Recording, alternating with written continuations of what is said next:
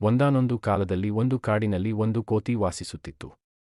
ಆ ಕೋತಿ ತನ್ನನ್ನು ತಾನು ಬಹಳ ಬುದ್ಧಿವಂತ ಎಂದು ಪರಿಗಣಿಸಿತು.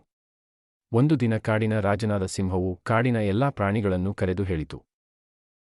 ಮಳೆಗಾಲ ಬರುತ್ತಿದೆ, ನೀವೆಲ್ಲರೂ ನಿಮ್ಮ ಮನೆಗಳನ್ನು ಜೋಡಿಸಿ, ಈ ಬಾರಿ ಭಾರೀ ಮಳೆಯಾಗುವ ನಿರೀಕ್ಷೆಯಿದೆ.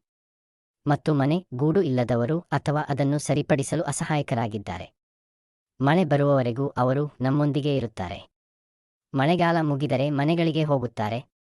ನಮ್ಮ ಅರಮನೆಯ ಬಹುಭಾಗ ಖಾಲಿ ಬಿದ್ದಿದೆ. ಪ್ರಾಣಿಗಳೆಲ್ಲ ತಮ್ಮ ಮನೆಗಳನ್ನು ಸರಿಪಡಿಸುವುದರಲ್ಲಿ ನಿರತವಾಗಿವೆ. ಎಲ್ಲಾ ಪ್ರಾಣಿಗಳು ತಮ್ಮ ಮನೆಗಳನ್ನು ಸರಿಪಡಿಸಲು ಪ್ರಾರಂಭಿಸುತ್ತವೆ. ಕೆಲವೇ ದಿನಗಳಲ್ಲಿ ಮಳೆ ಆರಂಭವಾಗುತ್ತದೆ. ಆಗ ಕೋತಿ ನೋಡುತ್ತದೆ.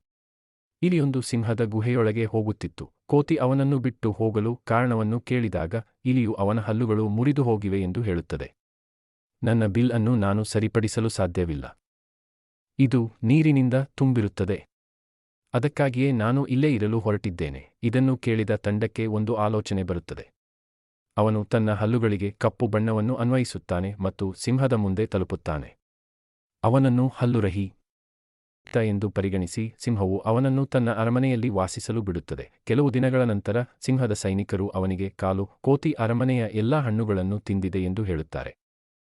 ಈಗ ಕೋತಿಗೆ ಮನೆಯೂ ಇಲ್ಲ, ಆಹಾರವೂ ಇರಲಿಲ್ಲ. ಆದ್ದರಿಂದ ಅವನು ತನ್ನ ಬುದ್ಧಿವಂತಿಕೆಯಿಂದ ಮರದ ಕೊಂಬೆಯ ಮೇಲೆ ಕುಳಿತು ಅಳಲು ಪ್ರಾರಂಭಿಸಿದನು.